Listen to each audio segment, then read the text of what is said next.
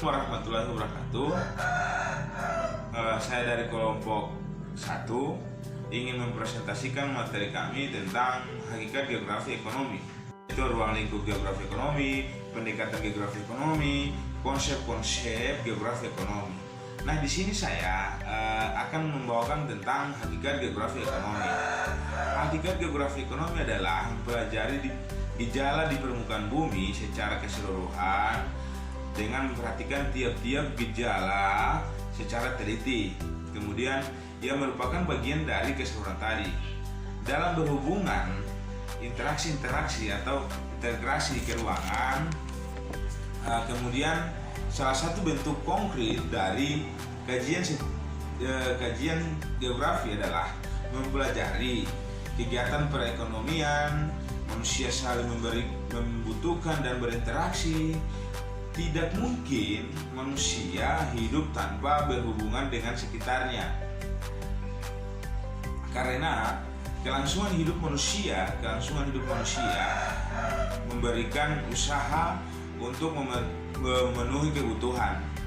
Baik, hanya itu saya bisa sampaikan dan akan dilanjutkan oleh teman saya. Terima kasih. Adapun dengan ruang lingkup geografi ekonomi, geografi juga mempunyai ruang lingkup yang memberikan karakteristik khusus terhadap pembelajaran geografi. Ruang lingkup tersebut diantaranya yang pertama yaitu alam lingkungan yang menjadi sumber daya bagi kehidupan manusia. Yang kedua, penyebab umat manusia dengan variasi kehidupannya. Yang ketiga, ada interaksi keuangan umat manusia dengan alam lingkungan yang memberikan variasi terhadap ciri khas tempat di permukaan bumi. Yang keempat, kesatuan regional yang merupakan perpaduan matra darat, perairan, dan udara di atasnya. Baik, saya Komalade Abbas akan melanjutkan materi mengenai pendekatan geografi ekonomi.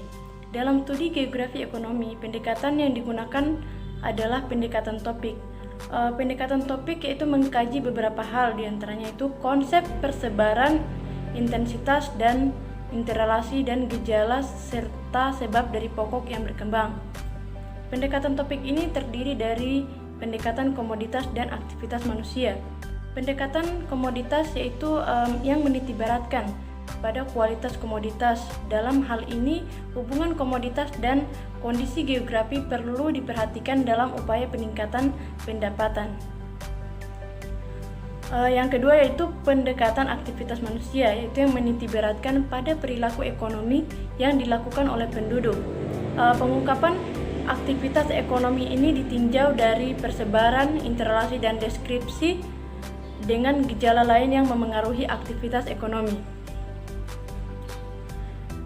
Yang selanjutnya yaitu pendekatan regional atau wilayah. Pendekatan regional atau kewilayahan yaitu yang mempelajari gejala masalah wilayah yang terjadi.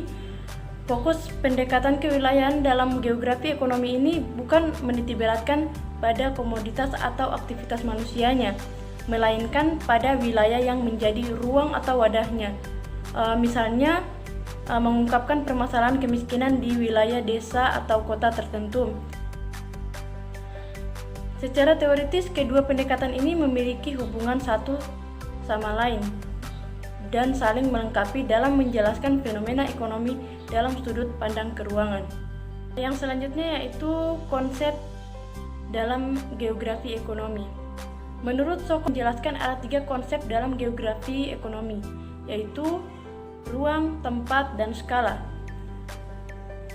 Konsep ruang mengacu pada jarak fisik dan daerah. Konsep ruang memungkinkan kita untuk menanyakan hal yang simpel seperti di mana suatu kejadian sedang terjadi. 4 elemen yang saling berkaitan dalam konsep keruangan dapat dijelaskan, yaitu yang pertama, perwilayahan dan bentuk. Yang kedua, lokasi. Dan yang ketiga, melewati ruang. Yang keempat, konsep keruangan yang tidak seimbang sebagai suatu kondisi yang dibutuhkan dari sistem kapasitas. Yang kedua yaitu tempat. Konsep tempat bertujuan untuk mengambil kekhususan atau keunikan dari tempat-tempat yang membentuk ruang. Dengan ide tempat, geograf dapat menyelidiki kekayaan, kekompleksitasan dari tempat dan proses ekonomi yang mana selalu terkait pada lingkungan sosial, budaya, institusional, dan konteks politik.